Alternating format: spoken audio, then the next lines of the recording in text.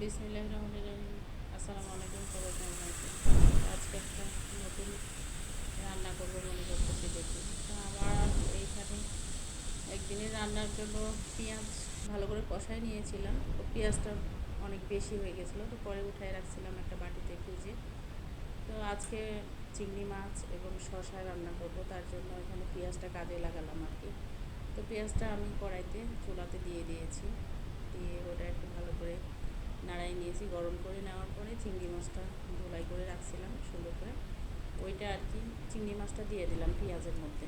তো ভালো করে পেঁয়াজটা চিংড়ি মাছটা কষাবো আর কি, কষাই নিব। এখানে আমার আগেরই মশলা একটু দেওয়া আছে, আমি আবারও একটু করে মশলা অ্যাড করব। আগে ভালো করে চিংড়ি মাছটা পেঁয়াজটা কষাই নিই, তারপরে যখন মশলাটা দিব। তো আমি চিংড়ি মাছ পেঁয়াজটা কষাচ্ছি,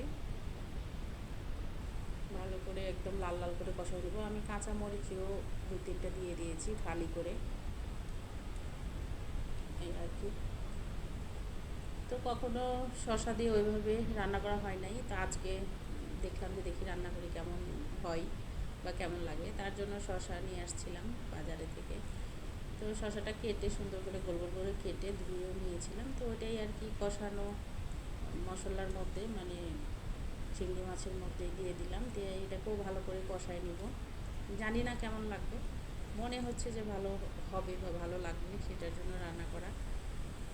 তো আমি শসাটাও ভালো করে কষায় নিব, মানে কষাতে কষাতেই অনেকটা সিদ্ধ হয়ে যাবে আর কি, যতদূর হয়।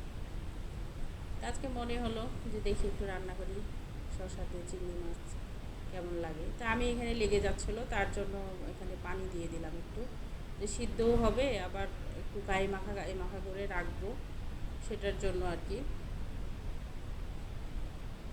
তো আমি ঢাকনা দিয়ে দিব। আমরা ঢাকনাটাও উঠাই নিয়ে দেখতেছি আর কি, যে কত দূর কী বা সিদ্ধ হলো কি না বা কী, এই জন্য নাড়াইয়া দেওয়ার জন্য আর কি।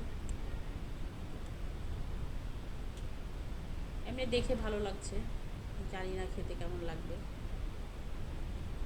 আমি এখানে সব রকমই মশলা দিয়েছি, তো ঢাকনা দিয়ে দিলাম আবারও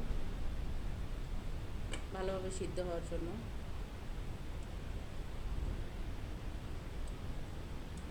তারপরে দেখার জন্য আবারও ঢাকনাটা উঠালাম। তো আছে একটু একটু করে কাঁচা কাঁচা হয়ে আছে মাঝে মাঝে, সেটা যেন নাড়া দিলাম আর কি, আর একটু ভালো করে, যে নাড়া দিলে যদি সেগুলো তো সিদ্ধ হবে, সিদ্ধ না হলে তো আর নামানো যাবে না, এই আর কি। হয়ে গেছে কম বেশি আর কি। চিংড়ি মাছ দিয়ে যে কোনো তরকারি অনেক স্বাদ লাগে, ভালো লাগে আর কি।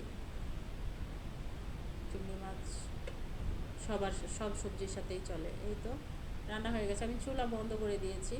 এটা হলো লাস্ট, মানে হয়ে গেছে তরকারি।